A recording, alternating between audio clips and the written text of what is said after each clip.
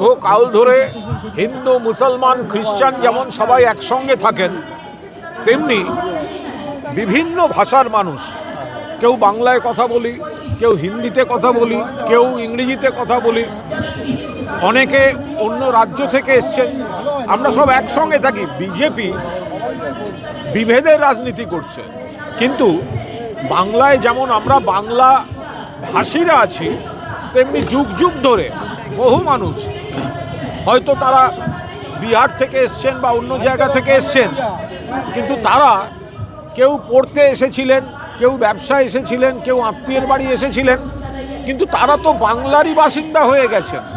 এখন বিজেপি এই ভাষা কেন্দ্রিক ভেদাভেদটা করিয়ে দিতে চাইছে। আমি 1992 থেকে আমরা দিদির সঙ্গে জড়িত, 84 থেকে জড়িয়ে, আর আমরা 98তে 95, 96, 97, 98 ইলিশ উৎসবে পরেশ পালের সঙ্গে ছিলাম। তখন আমি দেখলাম পশ্চিমবাংলার বাসীদের মূল খাদ্য হলো ইলিশ উৎসব। তা আমিও বিহারে যে আমাদের শীতকালে যে লিট্টি চোখা হয়, ওটাকে আমি নিয়ে এলাম, ওই কনসেপ্টটাকে এখানে নিয়ে এলাম। এতে দুটো পশ্চিমবাংলা আর বিহারে সংস্কৃতি মেল বন্ধন এটা আমি তৈরি করলাম। আর তখন যখন শুরু করেছিলাম 500 লোককে নিয়ে শুরু করেছিলাম, আজকে 18,000 লোক লিট্টি চোখা এখানে খাবে।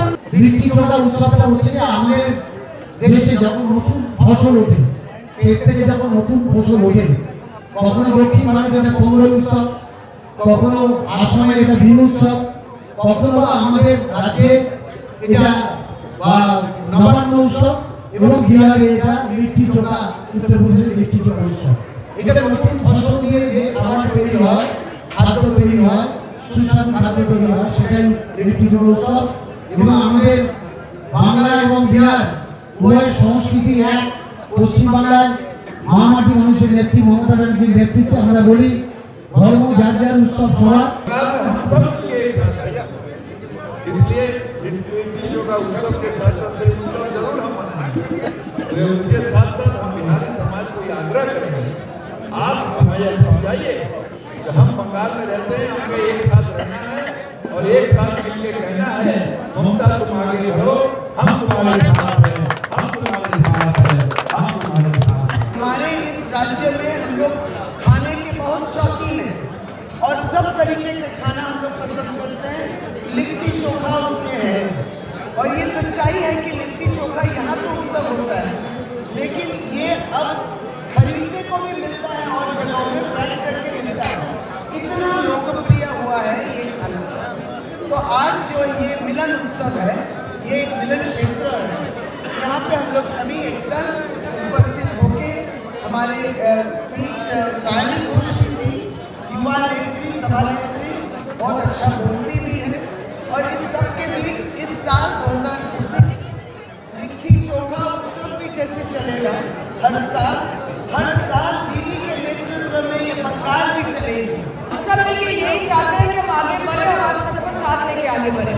और ये बोलने की अपेक्षा रहती नहीं है कि ममता बनर्जी के प्यार से, उनके दुलार से पश्चिम बंगाल में सारे धर्म के लोग, सारे जाति के लोग हमेशा सदैव खुशहाली से रहते हैं और आगे जाके भी यही होगा।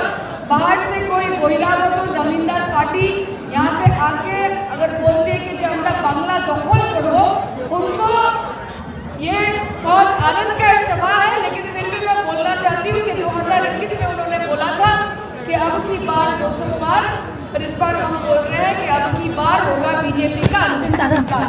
तो हम ये निश्चित करेंगे, और जैसे संचालक महोदय बोल रहे थे कि यदा यदा हि धर्मस्य ग्लानिर्भवति भारत अभ्युत्थानामधर्मस्य तदात्मानं सृजाम्यहम् परित्राणाय साधूनां विनाशाय च दुष्कृतां धर्म संस्थापनार्थाय संभवामि युगे।